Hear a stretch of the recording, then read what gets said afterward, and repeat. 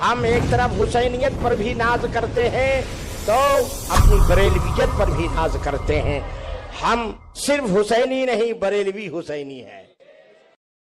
الحمدللہ المتوحد بجلاله والصلاة والسلام على من بلغ العلا بكماله وكشف الهدى بجماله وحسنت جميع خصاله وعلى آله وأصحابه الذين أغنوا بنواله. أما بعد، فأعوذ بالله من الشيطان الرجيم. بسم الله الرحمن الرحيم.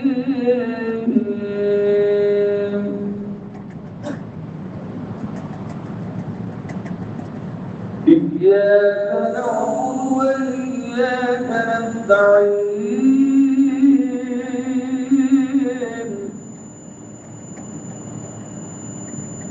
آمنت بالله صدق الله مولانا العظيم وصدق رسوله النبي الأمين الكريم ونحن على ذلك لمن الشاهدين والشاكرين والحمد لله رب العالمين. نہایت یقینت و محبت کے ساتھ مصطفیٰ جان رحمت شمع بزم ہدایت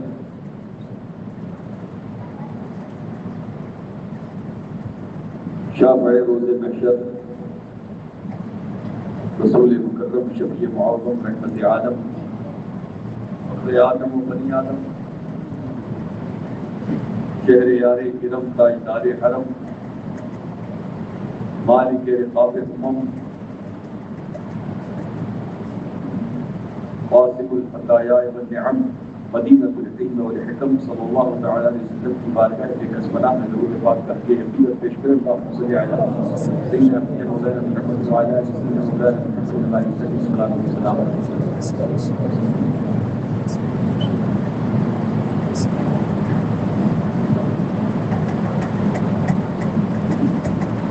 ایک بار اور بابا سے بلند درود پاک اللہم صلی علی سیدنا مولانا محمد وعلی آلہ سیدنا مولانا محمد.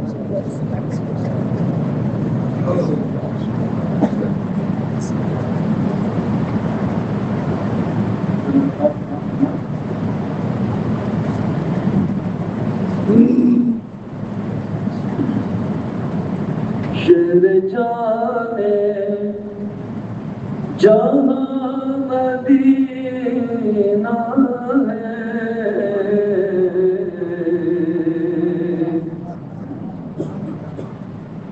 شہر جانے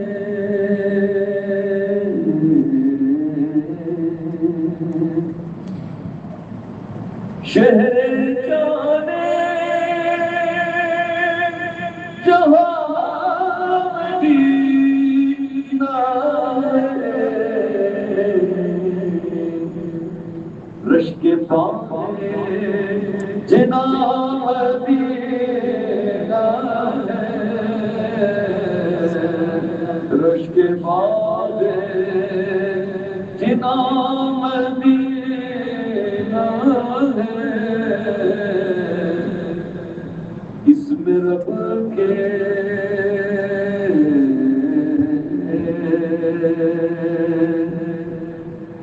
اس میں رب کے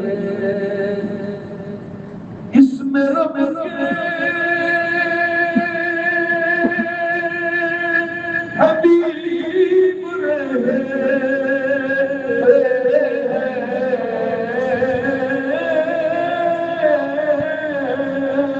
اس میں رب کے حبیب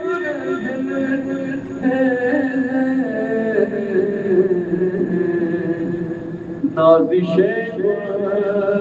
والکامدی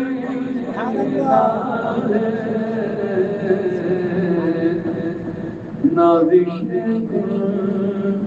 والکامدی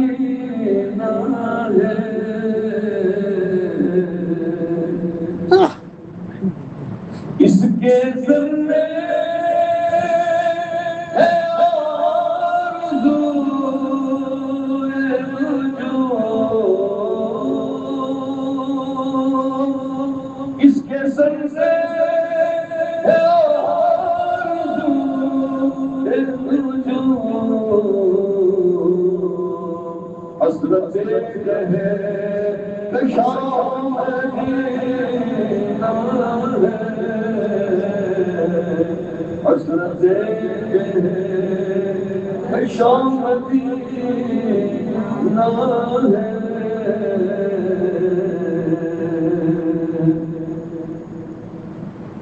دل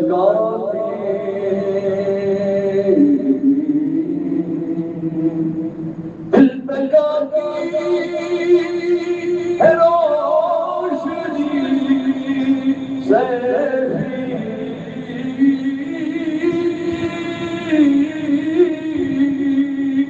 دل تکاتی ہے روشنی سہری،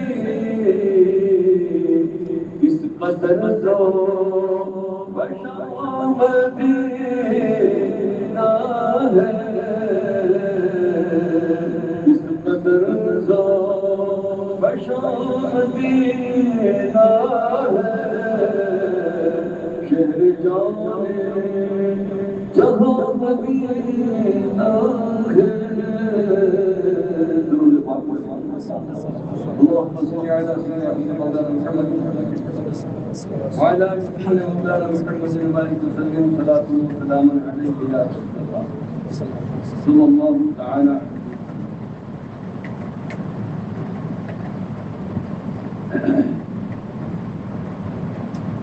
خطبے کے بعد اس آیت کریمہ کی تلاوت کا شرف حاصل کیا ہے۔ بڑی مشہور آیت ہے،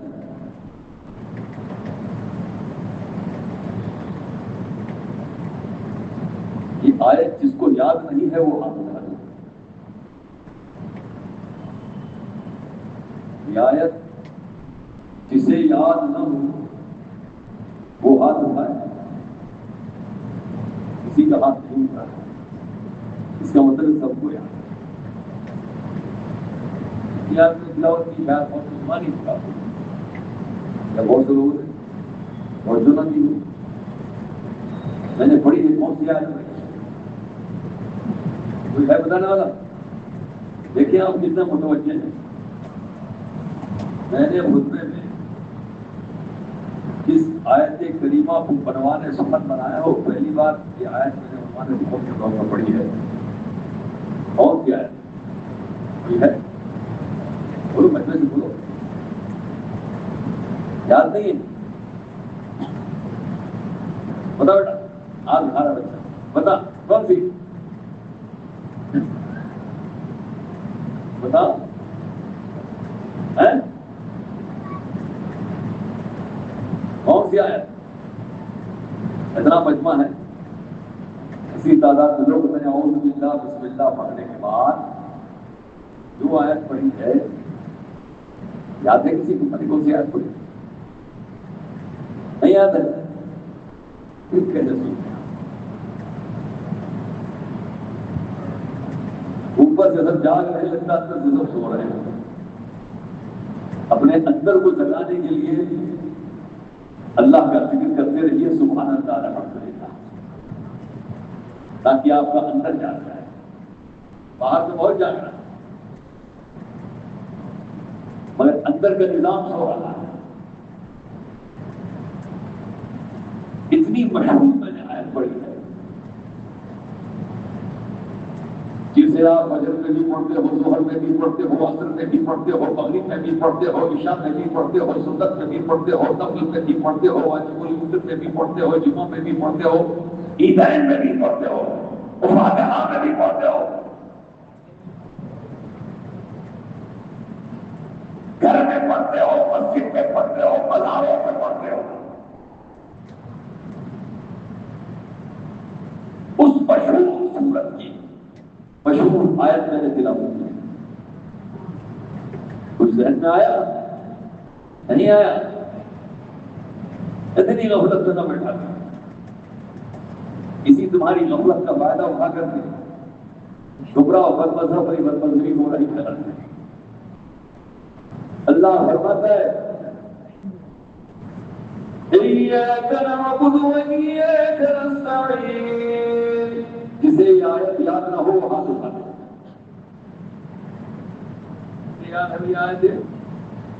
آیت یاد ہے ہم لوگوں کو. جتنے لوگوں کو یاد ہوا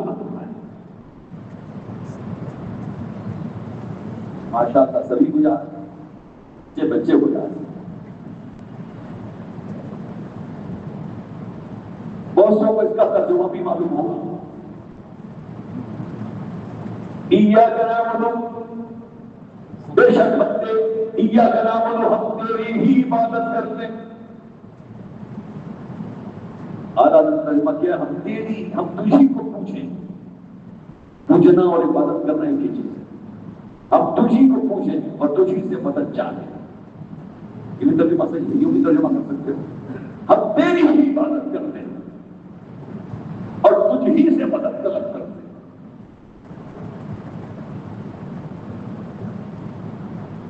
ہم تیری عبادت کرتے ہیں وَإِلَّا ہم تجھ ہی سے مدد طلب کرتے ہیں.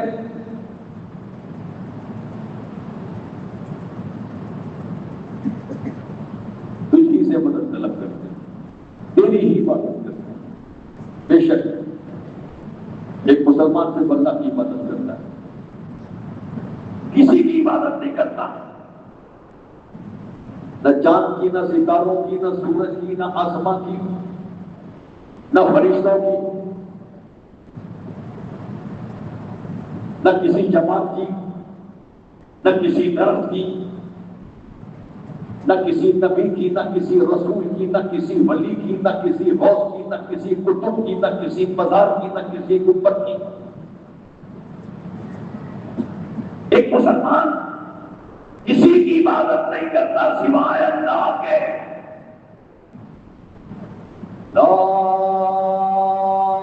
الہ الا اللہ، یہ ہمارا ایمان ہے.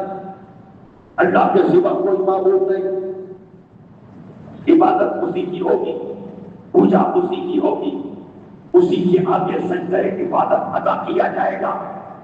قیام عبادت اسی کی بارگاہ میں، رکوع عبادت اسی کی بارگاہ میں، قعود عبادت اسی کی بارگاہ میں، سجدہ عبادت اسی کی بارگاہ میں. عبادت کے سارے معاملات صرف اللہ کے لیے. ایاک نعبد و ایاک نستعین، اے اللہ ہم تیری ہی عبادت کرتے ہیں. چاہے مسجد میں رہے تیری ہی عبادت، گھر میں رہے تیری ہی عبادت، بازار میں رہے تیری ہی عبادت، دکانوں میں رہے تیری ہی عبادت، سفر میں رہے تیری ہی عبادت، حضر میں رہے تیری ہی عبادت، دن میں ہو تیری ہی عبادت، رات میں ہو تیری ہی عبادت. تیرے سوا کسی کو نہیں پوچھتے، بس تجھی کو پوچھتے ہیں. یہی توحید ہے. یہی توحید ہے. خدا کو ایک ماننا ذات میں، صفات میں، اور عبادت کے معاملے میں بھی اللہ کو ایک ماننا. اس کے سوا اس جیسا کوئی نہیں، اس کی کوئی مثال نہیں، اس کی کوئی نظیر نہیں. وہ وحدہ لا شریک ہے. اپنی ذات میں بھی وحدہ لا شریک ہے، اپنی ہر صفت میں وحدہ لا شریک ہے، اپنے ہر خاصے میں لا وحدہ لا شریک. عبادت کے معاملے میں بھی وحدہ لا شریک ہے، اس کے سوا کسی کی عبادت نہیں. ایاک نعبد و اللہ ہم تیری ہی عبادت کرتے ہیں. توحید کسی کو خدا کو ایک ماننا، ذات میں وحدہ لا شریک، کوئی اس کا شریک نہیں. نہ ذات میں، نہ صفت میں، نہ عبادت کے معاملے میں، نہ خواص الوہیت میں، کوئی اس کا شریک نہیں. یہ ماننا یہی توحید ہے. اور الحمدللہ ہمارا عقیدہ ہے، ہم توحید کے قائل ہیں. اس کے برعکس شرک، خدا کی ذات میں کسی کو شرک کرو تو شرک، خدا کی صفت جیسی کسی کے لیے صفت مانو تو شرک، اور خدا کے سوا کسی کی عبادت کے قائل ہو جاؤ یا عبادت کرو تو یہ شرک. بتاؤ ہم خدا جیسی ذات کسی کو مانتے ہیں؟ نہیں مانتے. خدا واحد اللہ ہے. خدا کی صفت جیسی صفت کسی کے لیے نہیں مانتے. اور عبادت صرف اللہ کے لیے، اس کے سوا کسی کے لیے نہیں مانتے. ہم نبی کی تعظیم کرتے ہیں، نبی کی عظمتوں کے قائل ہیں، رسول کی عظمتوں کے قائل ہیں، صحابہ کی عظمتوں کے قائل ہیں، ائمہ مجتہدین کی عظمتوں کے قائل ہیں، اولیاء کی عظمتوں کے قائل ہیں، حواس کی عظمتوں کے قائل ہیں، نجبا کی عظمتوں کے قائل ہیں، نقبا کی عظمتوں کے قائل ہیں، صالحین کی عظمتوں کے قائل ہیں، معجزات کے قائل ہیں، کرامتوں کے قائل ہیں، فیوز و برکات کے قائل ہیں. لیکن ہم خدا کی ذات جیسی ذات نہ نبی کے لیے نبی کو مانتے ہیں، نہ ولی کو مانتے ہیں، نہ صحابی کو مانتے ہیں، نہ کسی امام کو مانتے ہیں. اللہ جیسی صفت کسی کے اندر نہیں مانتے. اللہ اپنی ذات و صفات کے اندر لم شریک. اب اگر کوئی ہم سنی مسلمانوں کو کہے مشرک، پکا جھوٹا ہے، تہمت لگا رہا ہے. شرک کہتے ہیں خدا کی ذات و صفت میں کسی کو شریک کرنا. مگر کچھ لوگ ایسے ہیں بازار پہ ہاتھ باندھ کے کھڑے ہو جاؤ تو کہتے ہیں مشرک ہے. کیوں بھائی مشرک کیوں؟ ہم نے کیا مزار کو خدا سمجھا ہے؟ مزار کے اندر خدا کی صفت مانی ہے؟ یا ولی کے اندر ولی کو ہم نے خدا سمجھا ہے؟ ولی کے لیے خدا جی کو خدا کا شریک بنایا؟ نہیں. اللہ کی بہنی صفت ویسی ہی صفت ولی کے لیے مانی ہے؟ نہیں. تب یہ شرک کیسے ہوا؟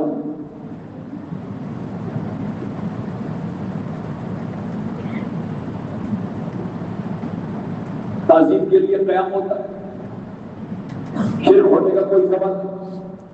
یہ جھوٹا الزام. مزار پہ چادر چڑھائے تو شرک.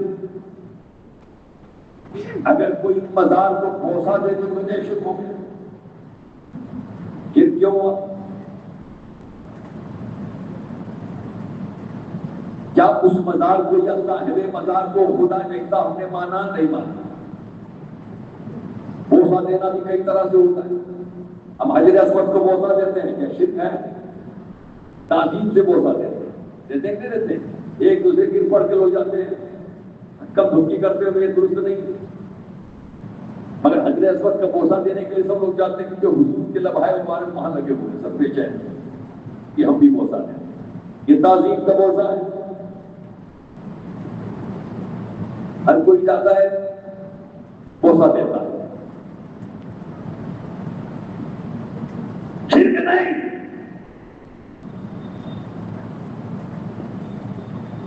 کیونکہ یہ بوسہ حجر اسود کو جو دیا جا رہا ہے، حجر اسود کے لیے تعظیم ہے.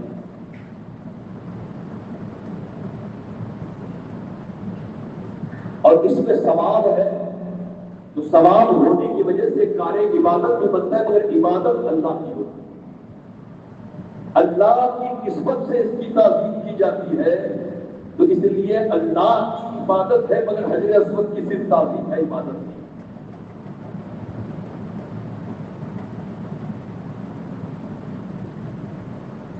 اور کبھی محبت سے بوسہ دیتا ہے، بچوں کو بوسہ دیتا ہے.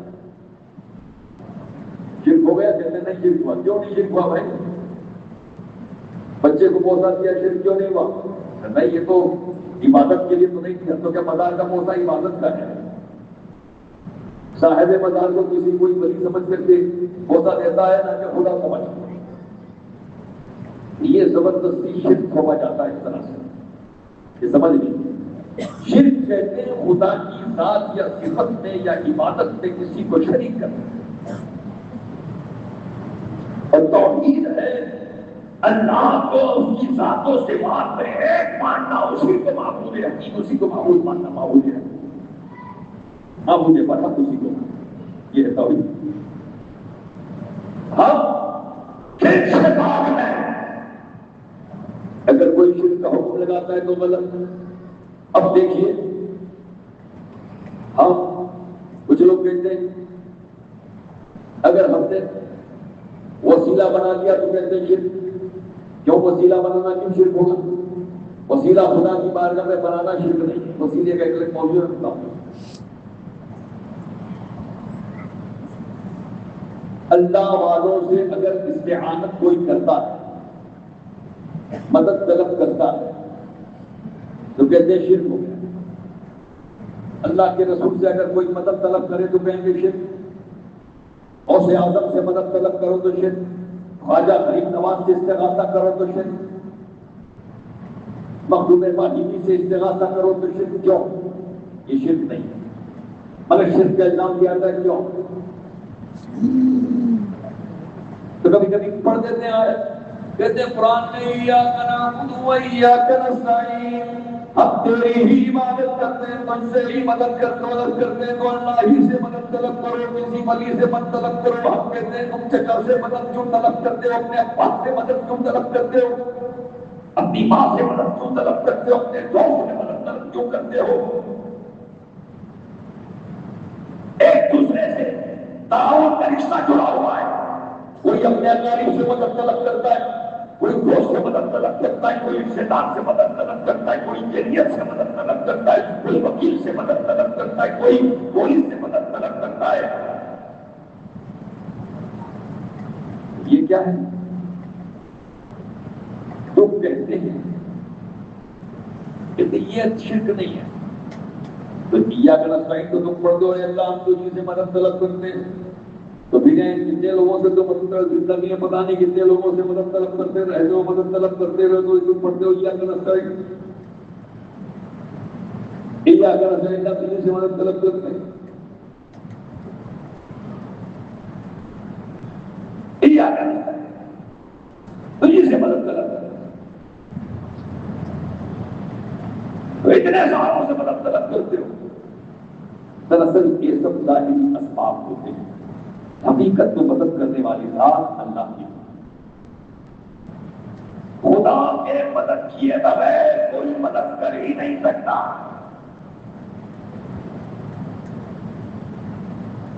جیسے قرآن کے اندر رزق کون دیتا ہے؟ اللہ دیتا ہے، وہ الرزاق، رزق دینے والا وہی اللہ رزق دیتا ہے، لیکن تم حجرے کے اندر بیٹھ جاؤ، رزق نہیں پہنچے۔ اللہ نے قرآن میں فرمایا وما من دابۃ فی الارض الا علی اللہ رزقها، زمین پہ کوئی رہنے والی چیز نہیں مگر اللہ کے ذمہ کرم میں اس کا رزق ہے، اللہ کے ذمہ کرم میں اس کا رزق ہے، سب کو وہی رزق پہنچاتا ہے۔ ذرے ذرے کو معمولی چھوٹا جانور بھی ہو، کہاں کہاں جنگل میں بسے ہیں، سب کو اللہ تبارک و تعالیٰ رزق پہنچاتا ہے، وہی رزاق ہے، وہی رزق پہنچانے والا ہے۔ تو تم کیا گھر کے اندر بیٹھو گے اس کی طلب کے لیے؟ یہ نہیں، قرآن کہتا ہے فَإِذَا قُضِيَتِ الصَّلَاةُ فَانتَشِرُوا فِي الْأَرْضِ وَابْتَغُوا مِن فَضْلِ اللَّهِ۔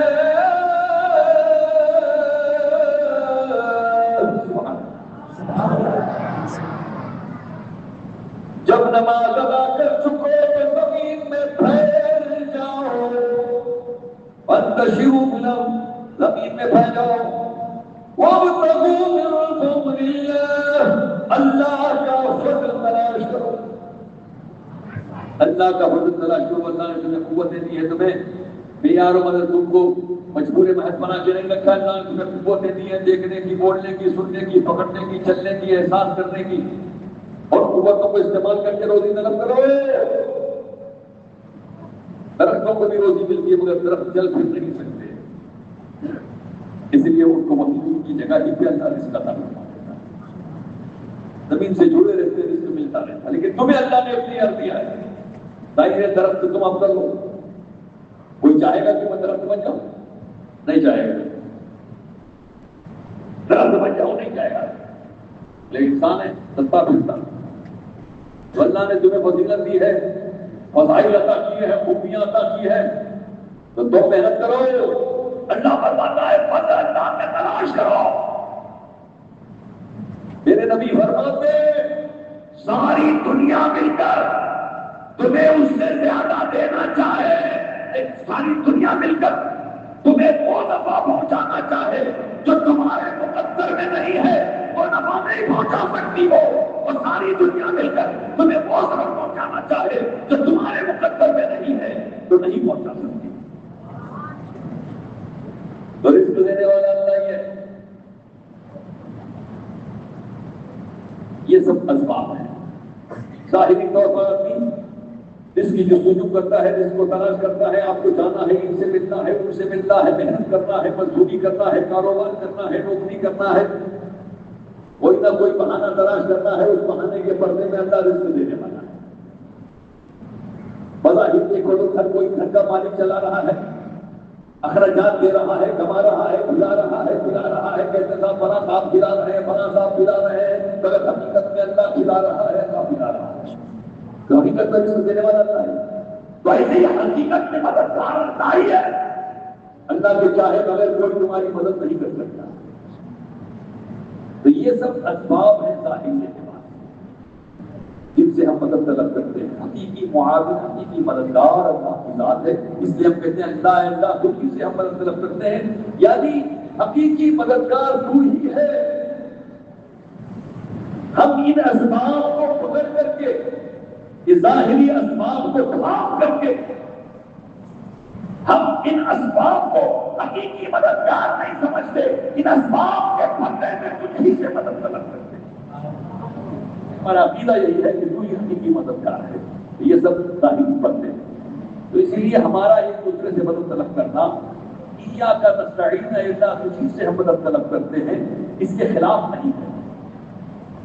جس طرح سے روز ہی ہم ایک دوسرے سے ڈھونڈتے ہیں، تلاش کرتے ہیں، مانگنے والا بھکاری مانگتا ہے دوسروں سے، لوگ مختلف طریقے سے رزق تلاش کرتے ہیں، مگر حقیقی رزق دینے والی ذات اللہ ہی کی ہے۔ ایسے ہی حقیقی معاون مددگار اللہ کی ذات ہے، مگر آپس میں ہمیں حکم ہے تعاونوا علی البر والتقوی ولا تعاونوا علی الاثم والعدوان، آپس میں نیکی اور تقوی میں ایک دوسرے کی مدد کرو، بدی اور سرکشی میں ایک دوسرے کی مدد نہ کرو۔ اللہ آپس میں ایک دوسرے کی مدد کرنے کا حکم بھی دیتا ہے، حقیقی مددگار اللہ ہے۔ اس لیے ہم کہتے ہیں ایاک نستعین، اللہ تجھی سے مدد طلب کرتے ہیں۔ یہ سب ظاہری اسباب، عقیدہ ہمارا یہی ہے کہ حقیقی مددگار تیرے مدد کیے بغیر کوئی مدد نہیں کر سکتا۔ تو یہ عجیب بات ہے کہ جب ہم عام لوگوں سے مدد طلب کرتے ہیں تو کہتے ہیں شرک نہیں ہے، لیکن ہم جب غوث اعظم سے مدد طلب کرتے ہیں، غریب نواز سے مدد طلب کرتے ہیں، رسول پاک سے مدد طلب کرتے ہیں، حسین کربلا سے مدد طلب کرتے ہیں، تو کہتے ہیں شرک ہو گیا۔ کہ کیوں شرک ہوا؟ بتاؤ تو، نہ ہم نے غوث کو خدا سمجھانا، ہم نے خواجہ کو خدا سمجھانا، ہم نے رسول کو خدا سمجھانا مانا، شرک کیوں ہوا؟ ہم آپس میں ایک دوسرے سے مدد طلب کرتے ہیں، شرک نہیں ہوا؟ تو کہتے ہیں ایک ہے ما فوق الاسباب، ایک ہے ما تحت الاسباب۔ ما تحت الاسباب یعنی جو عام چیزیں جو سبب کے تحت میں آتی ہیں، اس میں ایک دوسرے سے مدد طلب کیا جائے، جو عام اسباب کے سے دائرے میں آتی ہیں، اس میں طلب کرنے میں کوئی شرک نہیں ہے۔ لیکن اسباب سے اٹھ کر کے مدد طلب کرنا، یا یہ سمجھنا کہ فلاں شخص ہماری مدد کر سکتا ہے، کہتے ہیں شرک۔ اسباب سے اٹھ کر کے، اسباب سے اٹھ کر کے، وہ اسباب ہوتے ہیں۔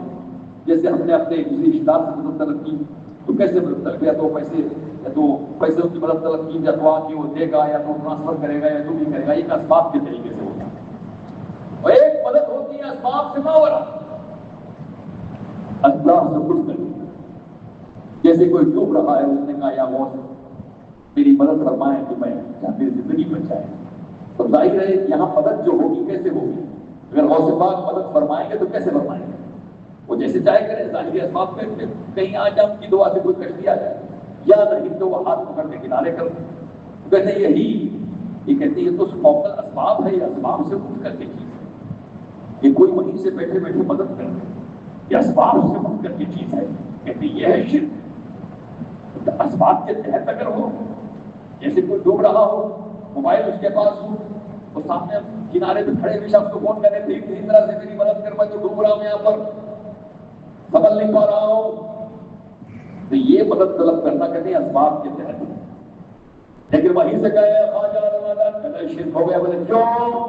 یہ خواجہ تو اجمیر میں ہے، تو یہاں ہے، وہ کیسے مدد کریں گے؟ تو ان کو تو سمجھتا ہے کہ بغیر کسی سبب کے دائرے کو مدد کریں گے، کہتے ہیں یہ شرک ہے۔ تو یہ کہتے ہیں کہ سب اسباب سے اٹھ کے اوپر مدد طلب کرنے کا معاملہ یا مدد کرنے کا معاملہ، اور ایک اسباب کے تحت مدد کرنے کا معاملہ، اس طرح سے فکر کرتے کچھ ہو تو کہتے ہیں خوف الاسباب، مدد طلب کرو گے شرک، تو یہاں سے رسول اللہ سے اگر مدد طلب کرو گے تو یہ اسباب سوچ کر کے ہو گئے. کہتے ہیں شرک ہے یا شرک ہے یا رسول اللہ میری مدد کیجیے، تو کہتے ہیں شرک اس لیے کہ اسباب سے اٹھ کر کے ہم کہتے ہیں. دیکھیے اسباب کے تحت ایک دوسرے کی مدد کرتے ہیں، ایک دوسرے کی اسباب سے اوپر مدد کرنے کی قوت اللہ اپنے بندوں کو دیتا ہے یا نہیں دیتا ہے. سب سے بڑی بات سمجھداری نا، میں سمجھانا چاہتا ہوں آپ کو اچھی طرح سمجھو. سوشل میڈیا پہ بڑا گمراہ کرتے ہیں، یہ شرک ہے وہ شرک ہے. میری بات کو بڑے غور سے سنو. آپس میں مدد کرنے میں نہیں ہے تو شرک نہیں ہے تو چلتا ہے، اس طرح سے کر سکتے ہیں. بولے مولوی سے بولے یہ تو شرک ہوا، کیوں شرک ہوا بھائی؟ کہتے یہ تو اسباب سے اٹھ کر کے اس بات نہیں وہاں سے وہ مدد کریں گے، ایسا کیسے کر سکتے ہیں؟ تو ہم کہتے ہیں کہ اسباب سے اٹھ کر کے معجزاتی یا کراماتی طور پر کسی کا مدد کرنا یا کسی سے مدد طلب کرنا، یہ اس وقت ہو سکتا ہے کہ جب دوسرے کو اللہ ایسی قوت دیتا ہو کہ جو اسباب سے اٹھ کر کے مدد کر سکے، ہے نا. اب یہ دیکھنا ہے کہ اللہ کسی کو ایسی قوت دیتا ہے کہ نہیں. اگر اللہ ایسی قوت دیتا ہے تو ظاہر ہے جس کے پاس جو ہوگا اس سے مدد طلب کی جائے گی.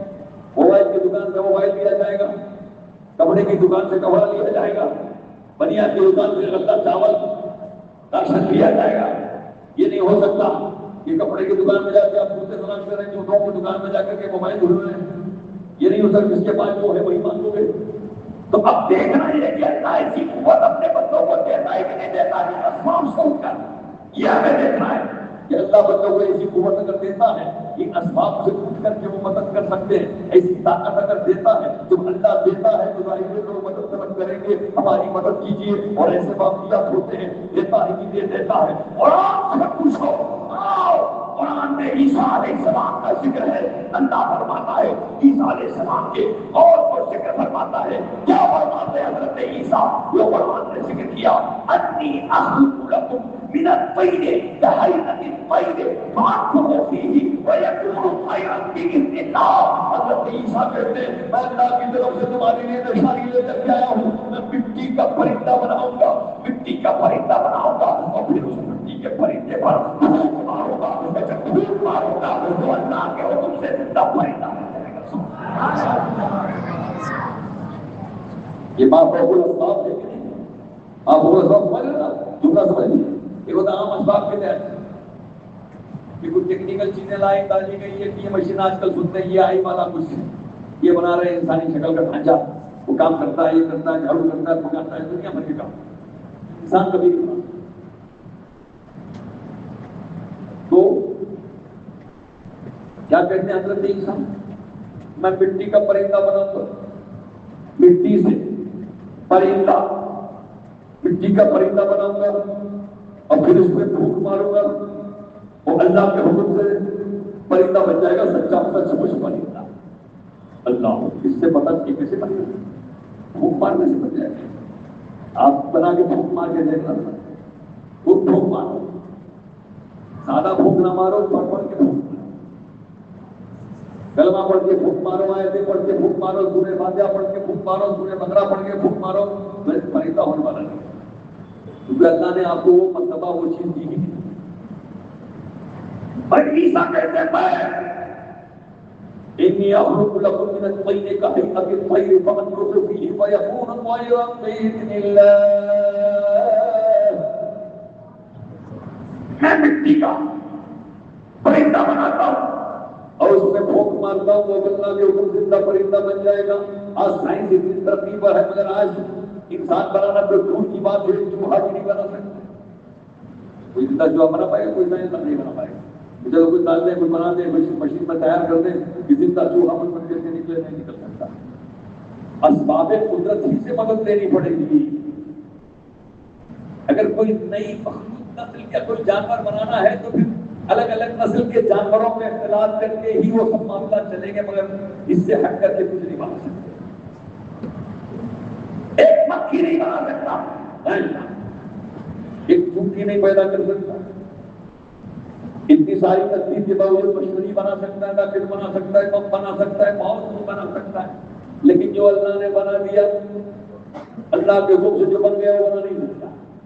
ایک چونکی نہیں، ایک پکی نہیں، خوب تدبیر کر سب کچھ بتائے گا اس کے اندر کیا ہے، اس کے اندر کیا ہے، اس کی خاصیت کیا ہے، اس کی عادت کیا ہے، یہ کیا کھاتی ہے، یہ جانور کیا کھاتا ہے، اس کے اندر کیا ہے، مطلب پیٹ میں کیا ہے، خون ہے کہ نہیں ہے، جگر ہے کہ نہیں ہے، بڑا چیز ہے کہ سب بتا دے گا، لیکن بنا نہیں سکتا۔ مگر اللہ نے عیسیٰ کو کیا قوت عطا کی؟ مٹی کا پرندہ بھوک مارے تو زندہ پرندہ، یہ قرآن کہتا ہے، اس پہ ایمان ہمارا ہے، اس میں کوئی شک کرے گا تو کافر ہو جائے گا، کیونکہ قرآن میں شک ہوتا ہے، قرآن میں شک کی گنجائش نہیں ہے۔ ایک بھوک ہے، اللہ اکبر، ایک پیغمبر کی شان کیا ہوتی ہے، دیکھو تقویت الایمان میں لکھا ہوا ہے کہ جس کا نام محمد علی ہو کسی چیز کا مختار نہیں۔ ارے محمد کے اختیار کو بعد میں دے، عیسیٰ کے اختیار کو تو دے۔ کہتا ہے پرندہ بناتا ہوں اللہ کے حکم، مٹی کا بناتا ہوں، حکم مارتا ہوں تو اللہ کے حکم سے وہ پرندہ بن جاتا ہے۔ دیکھیے اللہ کا حکم ہر جگہ ہے۔ ہم اپنے کسی فعل کو پیدا نہیں کر سکتے، ہم کسی چیز کو پیدا نہیں کر سکتے، کسی چیز کا خلق کرنا چاہیں تو نہیں کر سکتے۔ ہمارا اٹھنا، ہمارا بیٹھنا، ہمارا چلنا، ہمارا پھرنا، ہمارا بولنا، ہمارا دیکھنا، ساری چیزیں اللہ کے حکم کے تابع، ایک پتا بھی حکم الہی کے بغیر نہیں ہلتا۔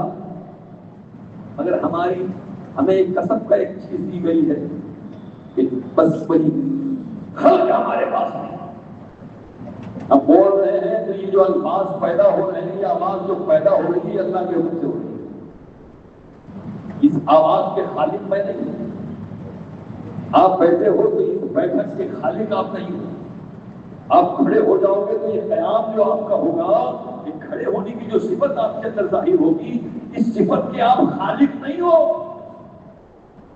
آپ نے کھڑے ہونے کا مکمل ارادہ کیا تو اللہ نے قیام کو پیدا کروا دیا، بیٹھنے کا مکمل ارادہ کیا تو جلوس کو پیدا کیا۔ اللہ خالق کل شیء، اللہ ہر چیز کا پیدا کرنے والا ہے۔ قرآن میں اس کا اعلان موجود ہے۔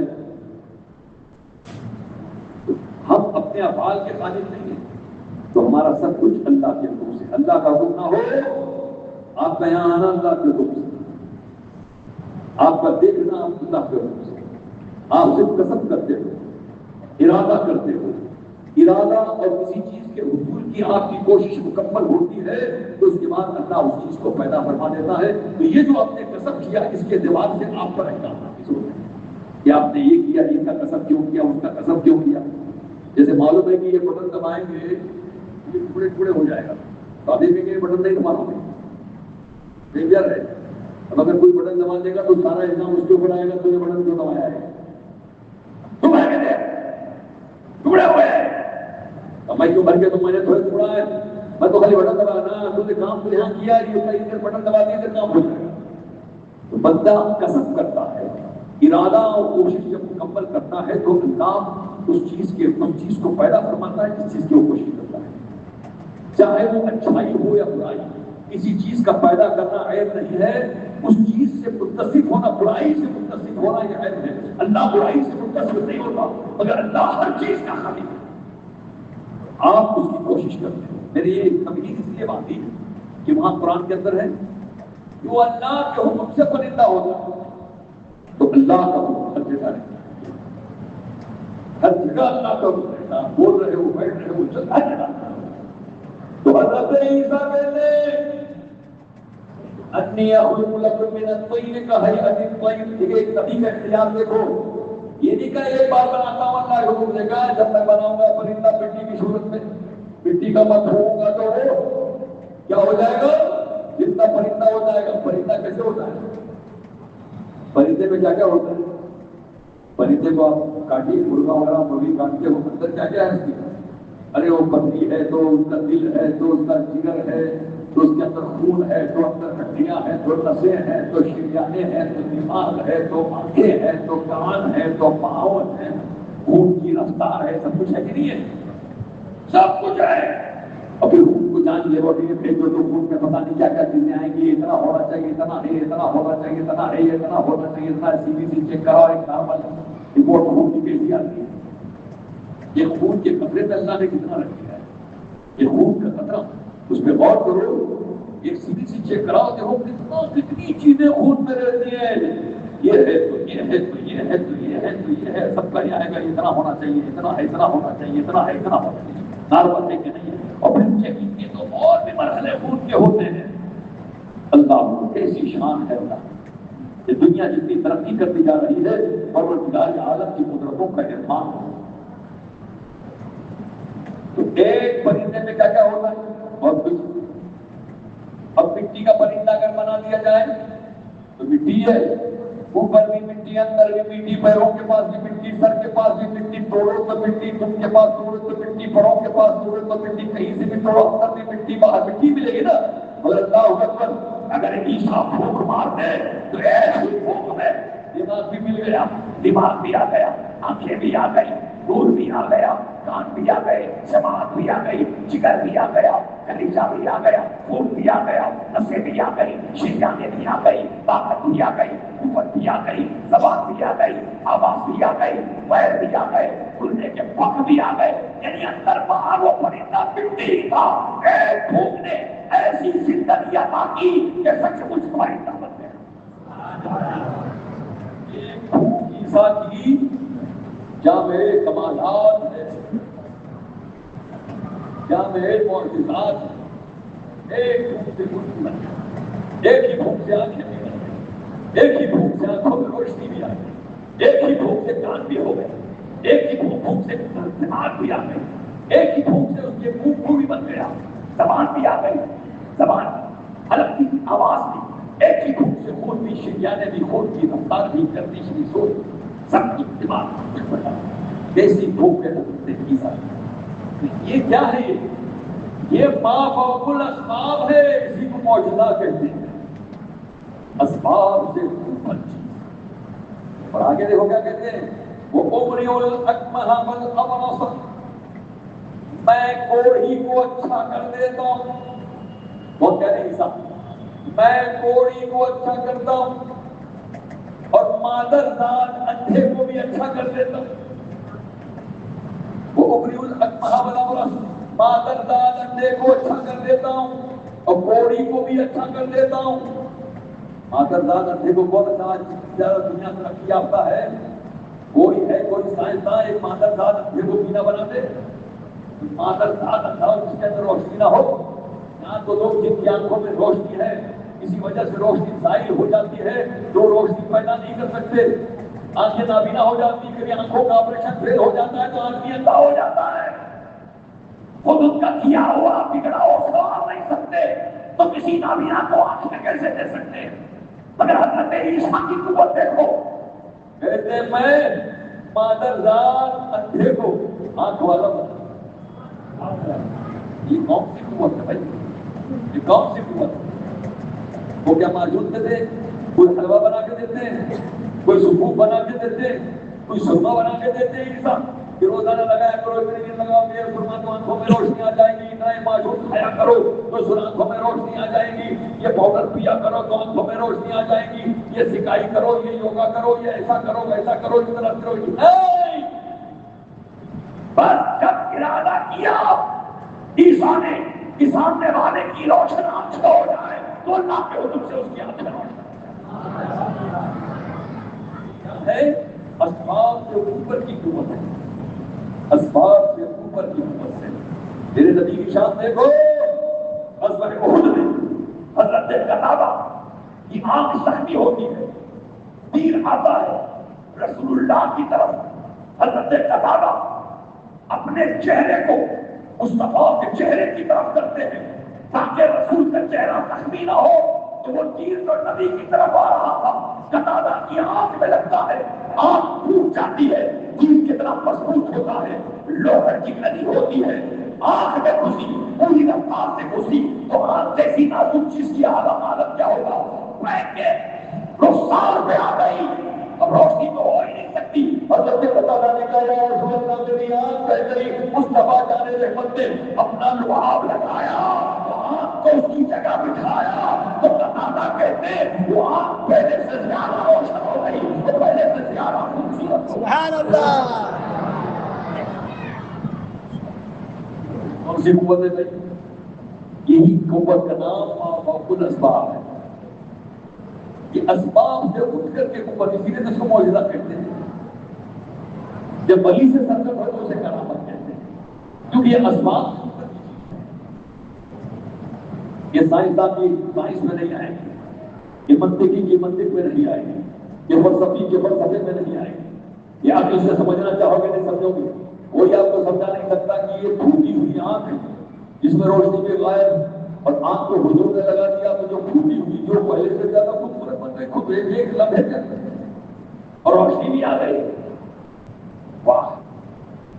ایک صاحب ہے وہ کہیں جا رہے تھے، ایک زہریلے سانپ کے انڈے پڑے ہوئے تھے، غفلت میں ان کا پیر ان انڈوں پہ پڑ گیا، انڈے چکنا چور ہو گئے۔ تو ایک زہریلے سانپ کے انڈے تھے، طلبہ ان کا ان انڈوں پہ پڑا، اس کا اثر یہ ہوا کہ ان کی آنکھیں سفید ہو گئی، پوری آنکھوں کی روشنی غائب ہو گئی، ان کی آنکھوں کی روشنی غائب ہو گئی، پوری آنکھیں سفید ہو گئی۔ ان کے والد رسول اللہ کی بارگاہ میں انہیں لے آئے، کہا یا رسول اللہ صلی اللہ علیہ وسلم، انہوں نے ایک زہریلے سانپ کے انڈے پہ پاؤں رکھ دیا جس کی وجہ سے ان کی آنکھیں سفید ہو چکی ہیں، روشنی غائب ہو چکی ہے۔ نبی کی بارگاہ میں عرض کرنا تھا، مصطفیٰ جان رحمت صلی اللہ علیہ وسلم نے اپنا لحاف ذہن نکالا اور ان کی آنکھوں میں لگایا، اسی وقت آنکھیں ایسی روشن ہو گئی۔ دوسرے صحابی کہتے ہیں میں نے 80 سال کی عمر میں ان کو دیکھا ہے کہ ان کی عمر 80 سال کی، آنکھیں سفید ہو چکی ہے، مگر اس عمر میں بھی سوئی کے اندر دھاگا ڈالتے ہیں۔ ایمان کی قوت ہے، یہی مافوق الاسباب، اسباب سے اونچی اٹھ کر۔ اسباب کا معاملہ سمجھ میں آتا ہے، اسباب سے اوپر کا معاملہ سمجھ میں نہیں آتا۔ آنکھیں سفید ہیں جیسے پہلے تھی، آنکھیں سفید مگر روشنی آ گئی۔ عقل حیران ہے، سائنس حیران ہے، ارے آنکھیں پوری روشن سفید ہو گئی، پھر بھی روشنی، اور ایسی قائم رہی روشنی کہ عام روشنی تو بڑھاپے میں کمزور ہو سکتی ہے، مگر ان کی روشنی تو مصطفیٰ کی عطا ہے، نبی کی دین ہے، مصطفیٰ کا معجزہ ہے۔ 80 سال کی عمر میں بھی سوئی میں وہ دھاگا ڈال رہے ہیں۔ رسول اللہ چاہتے تو آنکھیں پوری جو سفید ہو چکی تھی وہ پہلے کی طرح بھی ہو سکتی تھی، پہلے سے خوبصورت بھی ہو سکتی تھی، جیسے قتادہ کی آنکھ ہوئی، مگر ہر چیز میں حکمت ہوتی ہے۔ اب ظاہر ہے نارمل حالات میں کسی کو آدمی دیکھے گا تو متوجہ نہیں ہوگا، جو جانتا ہے واقعہ جو جانتا ہے، جو نہیں جانتا نارمل حالات میں کوئی نیا آدمی اجنبی آدمی ملے گا، آپ کو دیکھے گا تو میں دھاگا ڈال رہے ہیں، کیا دیکھے گا تھوڑا لیکن جب آپ کی آنکھیں دیکھ تیاری کی آنکھیں تو الگ ہیں، تو کالا دھندا نظر نہیں آ رہا ہے، تھوڑی سفید ہے، اس کو دکھتا ہے کیا؟ یہ دیکھو سورج دھاگا ڈال رہے ہیں، زیادہ ہوتا ہے، بولے بھائی یہ کیا ہے؟ تب وہ کہے گا یہ مصطفیٰ جان رحمت کی عطا ہے۔ سبحان اللہ۔ تو ان کو اسی حال میں رکھ کے روشنی عطا کی گئی تاکہ عمر بھر ان کی آنکھ ہے مصطفیٰ کی نام پڑھتی رہے، مصطفیٰ کی بدعت گاتی رہے۔ سبحان اللہ۔ یہ نبی کی شان کو حضرت عیسیٰ کہتے ہیں قرآن میں، وہ ابری الکتمہ مادرزادت دیکھو اچھا کرتا ہوں، اور کوڑی کو آج دنیا کی طرف کوڑ والے لوگ بہت پریشان ہیں، ادھر بھاگتے ہیں ادھر بھاگتے ہیں، ہوموپیتھی کے لوگ ویدک یونانی میڈیسن کہاں کہاں چکر کاٹتے ہیں، بڑی مشکل ہوتی ہے علاج کرنے، بس کی شکایت ہوتی ہے، کوڑ کی شکایت ہو جاتی ہے۔ آج دنیا سائنس اتنی ترقی کر گئی، آج کی پرفیکٹ دوا نہیں، اتنے لوگ دانت لے کے پھرتے ہیں، بولے علاج کر رہا ہوں، علاج نہیں ہو رہا ہے، دوائی نہیں مل رہی ہے۔ اس زمانے میں سچوں پہلے حضرت عیسیٰ کی شان یہ تھی کہ ان کی بارگاہ میں پہنچتے ہی عورت کوڑ کا مریض تھا، یہ کیا ہے؟ ماں فوق الاسباب ہے نا یہ، اللہ نے ہمیں قوت دی نا اسے. اب ظاہر ہے اسی بارگاہ ایسے ہی تھوڑے ہوگی. اب اگر کسی کے بارے معلوم ہو جائے، آج بھی جب معلوم ہوتا ہے کہ فلاں آدمی وہاں کراماتی طور پر کرشماتی طور پر علاج کرتا ہے تو لوگوں کی بھیڑ لگ جائے گی. تو اس دور میں آتا ہے ہزاروں ہزار 50,000 تک مریض آپ کی بارگاہ میں آپ کے پڑے رہتے علاج کرنے کے لیے. آپ سب کو شفایاب کر دیتے ہیں. دور دراز سے ہزاروں مریض آتے ہیں پریشان حال آپ کی بارگاہ میں علاج کے لیے. تو آپ کا علاج کیسے کرتے ہیں؟ کوئی ماجوز دے کر کے نہیں، کوئی ٹانک دے کر کے نہیں، کوئی کیپسول دے کر کے نہیں، کوئی گولی دے کر کے نہیں، کوئی پاؤڈر دے کر کے نہیں، کوئی سیرپ دے کر کے نہیں. بس حضرت عیسیٰ علیہ السلام کا ایک ادا کافی ہے کہ ایک لمحے میں وہ مریض اچھا ہو جائے. اب ظاہر اللہ نے جسے ماں فوق الاسباب قوت عطا کی تو لوگ اس کی بارگاہ میں آئیں گے ماں فوق الاسباب مدد تمید سے طلب کریں گے تو لوگ ہزاروں آ رہے ہیں مگر کوئی شک نہیں. اور حضرت عیسیٰ نہیں کہہ رہے، یہ نہیں کہتے کہ بھائی میں اچھا تو کرتا ہوں مگر تجھ سے مدد مت طلب کیا کروں مشرک ہو جاؤ گے، یہ نہیں کہتے. تو اللہ نے ماں فوق الاسباب قوت انہیں عطا کی ہے تو اس قوت سے استفادہ کرنے کے لیے لوگ آئیں گے. یہ شرک نہیں. اور صرف اتنا ہی نہیں، آگے کیا کہتے ہیں؟ وَأُحْيِي الْمَوْتَ بِإِذْنِ اللَّهِ. حضرت عیسیٰ کہتے ہیں میں مردوں کو زندہ کرتا ہوں. عیسیٰ اللہ کے حکم سے مردوں کو زندہ کرتا ہوں، اللہ کے حکم سے. اور زندہ کیا مردوں کو. آج سائنس اتنی ترقی کر رہی ہے، کیا کوئی مردے کو زندہ کرنے کا دعویٰ کر سکتا ہے؟ کر کے دکھا سکتا ہے؟ کوئی انجیکشن، کوئی دوا کوئی نہیں کر سکتا زندہ مردے کو. مردے کو زندہ نہیں کر سکتا. یہ مردے کو زندہ کرنا اس کا ذکر قرآن کے اندر موجود ہے. خاص اللہ تعالیٰ کی صفت کے طور پر ذکر ہے قرآن کے اندر. حضرت ابراہیم علیہ السلام نے انہوں سے کہا تھا میرا رب وہ ہے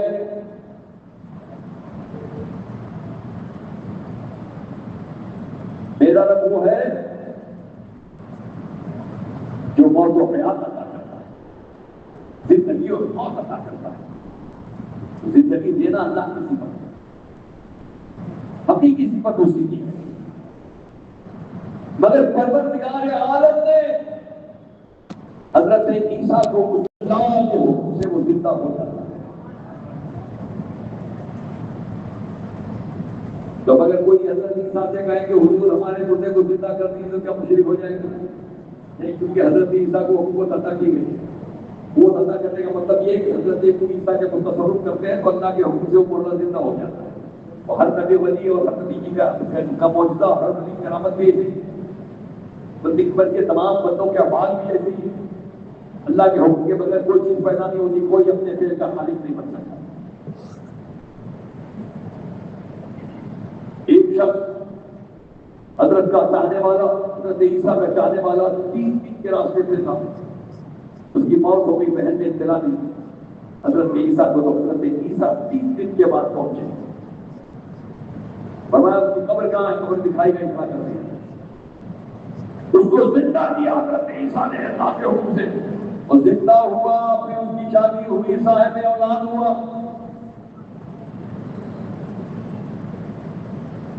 اسی طرح سے آپ نے کرنی کو زندہ کیا. زندگی کرنے کے بعد کیا تھے؟ کچھ لوگوں نے کہا سام، حضرت نوح علیہ السلام کے بیٹے سام کو زندہ کرنے کے لیے کہا. ان کے استعمال میں کافی زمانہ ہو گیا. کہیں کو زندہ کیجیے. آپ ان کی قبر پہ پہنچے، سام ابن نوح کو زندہ کر دیا. حضرت نوح علیہ السلام کے بیٹے جو 15 برس پہلے انتقال کر چکے تھے، ان کی قبر پہ پہنچے، سام ابن نوح کو زندہ کیا. وہ زندہ بھی ہوئے. حضرت عیسیٰ پہ ایمان لائے، ان کی شہادت دی، ان کی تصدیق کی. اور حضرت عیسیٰ سے کہا کہ حضور اب موت کی سکرات کی تکلیف نہیں ہونے کے لیے مجھے. سکرات موت کی سکرات کی تکلیف ہوتی بڑی ہوگی، سخت ہوگی. اللہ محفوظ ہے. موت کے وقت جو سکرات ہوئی، سام ابن نوح اس کو دے چکے تھے. انہوں نے دوبارہ زندہ کیا. اس کو جب زندہ کیا تو حضرت سام ابن نوح حضرت عیسیٰ سے کہتے ہیں مجھے سکرات کی تکلیف نہیں ہونی چاہیے اب دوبارہ. سے کہہ رہے ہیں؟ عیسیٰ سے کہہ رہے ہیں۔ کیا آپ کسی ڈاکٹر سے کہہ سکتے ہیں ڈاکٹر صاحب کو یہ ٹیبلٹ دے دینا کہ موت آ جائے تو سکرات کی تکلیف نہ ہو؟ ہے کوئی وید سے کہہ سکتے ہو؟ کوئی حکیم سے کہہ سکتے ہو؟ وہ ہومیوپیتھک والا، ایلوپیتھک والا، یونانی میڈیسن والا، آیورویدک والا کسی کہہ سکتے ہو؟ یا کسی سے کہہ سکتے ہو کہ ہم کو کوئی ایک چیز دوا بنا کے دے دو کہ جب موت آئے، جب جس وقت بھی آئے، جہاں بھی آئے، جدھر بھی آئے تو سکرات کی تکلیف تو نہیں کہہ سکتے؟ مگر وہ صاحب عیسیٰ سے کہتے ہیں ہمیں سکرات کی موت نہیں ہو، سکرات کی تکلیف نہیں ہونی چاہیے۔ یہ کیا ہے؟ یہی ما فوق الاسباب بات ہے، یعنی ما فوق الاسباب جو عام اسباب سے اوپر والی چیز میں حضرت سام ابن نوح حضرت عیسیٰ سے مدد طلب کر رہے ہیں، تو پتہ چلا کہ اللہ جسے اللہ اپنے محبوب بندوں میں سے خاص جس کو چاہتا ہے ما فوق الاسباب قوت بھی عطا فرماتا ہے جتنا چاہتا ہے، اور جس کے پاس اس طرح کی قوت کا عقیدہ ہو اگر آدمی اس سے مدد طلب کرتا ہے تو وہ ہرگز مشرک نہیں ہوتا۔ اللہ کی دی ہوئی نعمت سے استفادہ کرنے والا بات سمجھ رہے ہیں؟ میں بول کے کوئی چیز دکھاتا ہوں تو اس طرح سے حضرت عیسیٰ علیہ السلام کلوں کو اللہ کے حکم سے، تو ہمارے بزرگان دین میں جو جن کے بارے میں روایت آتی ہے اللہ کے حکم سے زندہ کرتے ہیں، وہ بھی بولتے زندہ کرتے ہیں اللہ کے حکم سے۔ میرے نبی کی دعوت کیا حضرت جابر نے، میرے نبی پہنچے، حضرت جابر کا گھر چھوٹا تھا، لوگ زیادہ تھے، کھانا بھی تھوڑا تھا، نبی نے کہا تھوڑے تھوڑے لوگ گھر میں جائیں کھائیں، تو تھوڑے کھانے کو بہت سارے لوگوں نے کھا لیا، اور نبی نے یہ کہا تھا کہ ہڈی نہیں توڑنا بکری کی، جو گوشت کی تو جو لگی لوگ ہڈیاں سب ایک جگہ پہ رکھا، نبی پاک حضرت جابر کہتے ہیں نبی نے ہاتھ رکھ کے کچھ پڑھنا شروع کیا تو ہڈیاں بدلنا شروع ہوا ان کا، یہاں تک کہ ابھی حضور پڑھ ہی رہے تھے کہ وہ بکری بن کر کے کان جھاڑ، سبحان اللہ۔ نبی نے اللہ کے حکم سے، ہمارے نبی نے بھی مردے کو زندہ کیا ہے۔ یہ جان ہے اللہ اپنے مخصوص بندوں کو میں سے جسے چاہتا ہے باپ کو اسباب قوت عطا فرماتا ہے۔ کیا تم نے نہیں دیکھا حضرت یعقوب علیہ السلام، حضرت یعقوب علیہ السلام حضرت یوسف علیہ السلام کے غم میں، ان کی جدائی کے غم میں اتنا روئے کہ ان کی آنکھوں کی بینائی چلی، اور جب حضرت یوسف علیہ السلام کے بھائیوں کی ملاقات حضرت یوسف سے ہوئی، انہوں نے حال ذکر کیا تو حضرت یوسف نے کیا کیا؟ حضرت یوسف علیہ السلام نے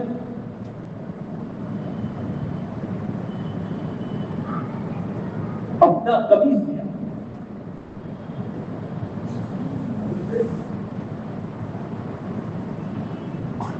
یوسف علیہ السلام نے ان کی قمیص دی اپنے بھائی،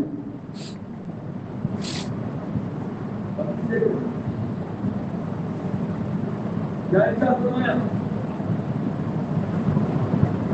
اذهبوا بقميصي هذا،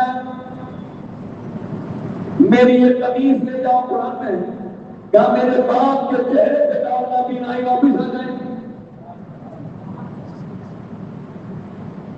پہنی ہوئی قمیص، پہلے قمیص لے جاؤ، ان کے چہرے پہ ڈالنا قرآن میں ہے، ان کی بینائی لوٹ آئے گی۔ یہ بولو ماں باپ اسباب ہے کہ نہیں ہے؟ پہنی ہوئی قمیص کے ڈالنے سے بینائی کیسے آ جائے گی؟ کوئی منطقی سمجھائے گا، کوئی فلسفی سمجھائے گا، کوئی سائنسداں سمجھائے گا؟ ہرگز نہیں، یہ عقلی اصول میں معاملہ نہیں آتا، یہ ماں باپ کا اسباب ہے۔ یعنی حضرت یوسف علیہ السلام کو اللہ نے وہ شان عطا کی کہ اپنی قمیص، اپنا پہنا ہوا کپڑا دے دے کہ کسی کی آنکھوں کی اگر روشنی غائب ہے تو دے دے، اس کے چہرے پہ ڈال دے تو روشنی آ جائے۔ تو حضرت یعقوب علیہ السلام کو ان کے لیے اپنے والد کے لیے اپنی قمیص عطا کی کہ ان کے چہرے پہ ڈال دو اور ان کی بینائی واپس آ جائے گی۔ تو ظاہر ہے جو یہ منظر دیکھے گا، جس کو معلوم ہوگا اگر انسان حضرت یوسف سے کوئی درخواست کرے کہ حضور فلاں مقام پہ ایک نابینا ہے، اپنا کوئی ٹکڑا دے دیں کہ اس کی آنکھوں میں بھی ڈال دو کہ روشنی آ جائے، تو ظاہر ہے ماں باپ کا اسباب سے اوپر اٹھ کے مدد طلب کرنا ہے، شرک تو نہیں ہوگا، کیونکہ حضرت یوسف کے پاس قوت۔ یہی وجہ ہے اللہ والے ان کے پاس اللہ نے وہ قوتیں عطا کی، بزرگوں سے پاک کی کرامتیں دیکھو، میرے نبی کے معجزات دیکھو، نبی کا تصرف دیکھو. حضرت ابوالخیر کہتے ہیں وہ مدینے میں پہنچا اور 5 دن کا فاقہ تھا, بھوکا تھا. رسول اللہ کی بارگاہ میں پہنچا, کہا یا رسول اللہ میں آپ کا مہمان ہوں اور 5 دن سے بھوکا ہوں. تو رسول پاک کے ممبر کہتے میں وہیں کے ممبر کے پاس سو گیا. تو جب سویا تو خواب میں دیکھتا ہوں رسول اللہ تشریف لا رہے ہیں, ساتھ میں صدیق اکبر بھی ہیں, ساتھ میں عمر بن خطاب بھی ہیں, اور حضرت علی آگے بڑھ کر مجھے آگاہ کیا کہ رسول لا رہے ہیں. نبی آئے, نبی کے ہاتھ میں روٹی تھی, نبی نے ابوالخیر کو روٹی عطا کی. وہ کہتے آدھی روٹی میں نے کھائی, آنکھ کھل گئی, یہ گاؤں کی آدھی میرے ہاتھ میں ہے. سبحان اللہ. کیا ہے ماں بکل اسباب تو ہے. حضور سے روٹی کھانا مانگ رہے, کہنے یا رسول اللہ بھوکا, آپ کا مہمان کی مدد طلب کر رہے تو کیا مشرک ہو گئے؟ ہرگز نہیں, کیونکہ اللہ نے میرے نبی کو بہت اختیارات عطا فرمائے, بہت قوت عطا فرمائی ہے. جب ان کے کلام سے دیکھتے ہیں شان زمانہ کی چھوڑی, محتاج کا جب یہ عالم ہے تو محتاج کا حال کیا, محتاج کا حال کیا ہوگا. تو نبی نے روٹی بھی عطا کی, مدد کیا کہ نہیں کیا؟ نبی نے عطا کیا. تو پھر مدارک میں بھی دیکھو جا کر ایک شخص رسول کی بارگاہ میں آیا اور کہا یا رسول اللہ صلی اللہ علیہ وسلم, قرآن میں رب نے فرمایا وَلَوْ أَنَّهُمْ يَظْلَمُونَ جَاءُوكَ فَاسْتَغْفَرُوا اللَّهَ وَاسْتَغْفَرَ لَهُمُ الرَّسُولُ لَوَجَدُوا اللَّهَ تَوَّابًا رَحِيمًا. اگر وہ لوگ جنہوں نے اپنی جانوں میں ظلم کیا آپ کی بارگاہ میں آتے اللہ سے مغفرت طلب کرتے اور آپ بھی ان کے لیے دعائیں مغفرت کرتے تو اللہ ان کے حق میں تواب و رحیم ہوتا. گنہگاروں کو رسول کی بارگاہ میں بلایا جا رہا ہے. اعلیٰ حضرت آسا مسیح بھی ہے, شہید یہ طیبہ ہے ظاہر. رسول کی بارگاہ میں عاصیوں کو بلایا جا رہا ہے, گنہگاروں کو بلایا جا رہا ہے, اپنے آپ پہ ظلم کرنے والوں کو بلایا جا رہا ہے. آؤ گناہ سے دعا کرو, اور صرف تمہاری دعا نہیں کافی نہیں, رسول اللہ بھی تمہارے لیے دعا کرے. یہی وسیلہ ہے, یہی وسیلہ ہے کہ رسول بھی دعا کرے. اللہ تم پر تمہاری توبہ کو قبول کرنے والا ہو تو کرے گا, اور تم پر رحم فرمائے اللہ تمہارے حق میں تواب و رحیم ہوگا. تو ایک صاحب حضور کے پردہ فرمانے کے بعد مزار اقدس پہ پہنچے, تفسیر مدارک کے اندر موجود ہے, اور انہوں نے کہا یا رسول اللہ اپنے قرآن میں قرآن کا ارشاد پڑھا ہے اور میں نے اپنے آپ پہ ظلم کیا ہے, اور آپ کی بارگاہ میں ابھی مغفرت کے لیے حاضر ہوں, تو قبر انور سے آئے جاؤ, تمہاری مغفرت ہو گئی. یہ شان ہے, جس کو چاہیں رسول اللہ جو چاہیں عطا فرمائے. یہ ان کے کرم کی بات ہے. یہ نہیں کہ آپ بھی جا کے کہیں تو آپ کو بھی آواز آئے گی, ہم کو نہیں آئی, تم کو نہیں آئی, بس کیا کوئی ضروری ہے. کہ جسے رسول اللہ جس کرم سے چاہے نواز دیں. یہ بڑے کرم کی ہے, تو اس لیے یہ بڑے نصیب کی بات ہے. تو پتہ چلا کہ اولیاء اللہ کو کرامات اولیاء ہے, یہ متفق علیہ ہے. تو اولیاء اللہ کو ایسی قوت اللہ فرماتا ہے, وہ دوسری بھی سن لیتے ہیں, مدد بھی کرنے پہ قادر ہے. ہر ولی کی یہ شان نہیں, لیکن جن اولیاء اللہ کو اللہ تبارک و تعالیٰ نے خصوصی ایسی قوت عطا فرمائی ہے, ان کی شان بہت بلند ہوتی ہے, لوگ ان کو پہچانتے ہیں. حضرت غوث اعظم کی مدد کے لیے اگر کوئی آواز دیتا ہے تو یہ شرک نہیں ہے. کہ اگر تم یہاں ہو غوث پاک وہاں ہے, تو اللہ نے غوث پاک کو وہ سماعت عطا کی ہے کہ دور والے کو پکارتا ہے وہ بھی سن لیتے ہیں.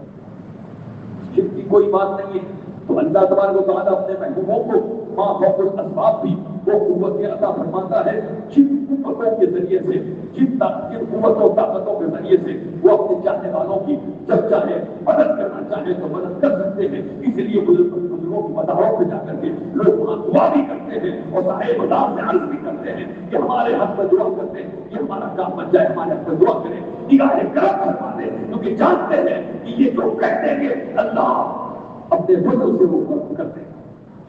یہ جو دعا کرتے ہیں کہ اللہ کی بارگاہ میں قبول ہوگی, تو لہٰذا مزار پہ جانے والوں پر یا صاحب مزار سے استغاثہ کرنے والوں پر غوث پاک کا نام یا غوث کے دینے والوں پر یا خواجہ کہنے والوں پر یا رسول اللہ کہنے والوں پر اولیاء سے اقطاب سے رجبا سے نقبا سے صالحین سے استغاثہ کرنے والوں پر شرک کا حکم لگانا بہت بڑا ظلم عظیم ہے. الحمدللہ ہم کل بھی توحید والے ہیں، آج بھی ہیں اور قیامت تک رہیں گے. اور تاریخ یہی بتاتی ہے. اعلیٰ حضرت کہتے ہیں لہن میں شیر و حیشت کا نام لے کے چلے اندھیری رات سنی تھی چراغ لے کے چلے جنا بنے تھی وہی پانے 4 یاد کی قبر جو اپنے سینے میں یہ 4 بات لے کے چلے. اور یا رسول اللہ تیرے غلاموں کا نقش قدم ہے راہ خدا وہ کیا رہ سکے جو یہ سبحان سبحان اللہ. إياك نعبد وإياك نعبد وإياك نستعين وآخر دعوانا الحمد لله. سبحان اللہ سبحان اللہ.